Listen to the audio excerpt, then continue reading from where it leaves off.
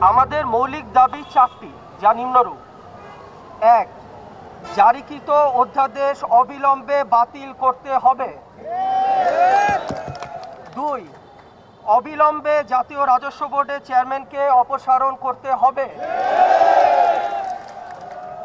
তিন, রাজস্ব সংস্কার বিষয়ক পরামর্শ কমিটির সুপারিশ জনগণের জন্য ওয়েবসাইটে প্রকাশ করতে হবে।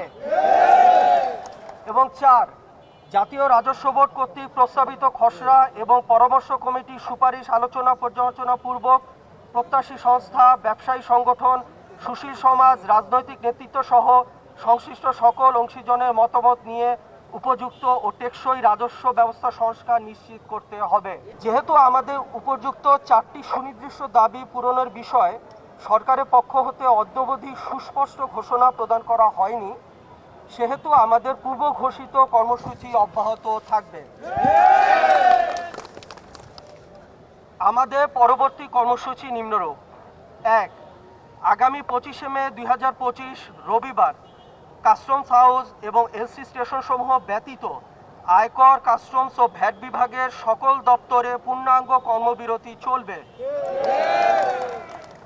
এদিন কাস্টমস হাউস এবং এলসি স্টেশনসমূহে সকাল 9টা থেকে বিকাল 5টা পর্যন্ত কর্মবিরতি চলবে, তবে রপ্তানি ও আন্তর্জাতিক যাত্রী সেবা কর্মবিরতির আওতামুক্ত থাকবে। দুই, আগামী 26শে মে 2025 সোমবার থেকে আন্তর্জাতিক যাত্রী সেবা ব্যতীত আয়কর, কাস্টমস ও ভ্যাট বিভাগের সকল দপ্তরে পূর্ণাঙ্গ কর্মবিরতি চলবে। আগামীকাল সকাল 9টা থেকে ঢাকাস্থ সকল ট্যাক্স, কাস্টমস ও ভ্যাট দপ্তরের সকল স্তরের কর্মকর্তা ও কর্মচারীগণকে এনবিআর প্রাঙ্গণে উপস্থিত থাকার জন্য বলা হলো।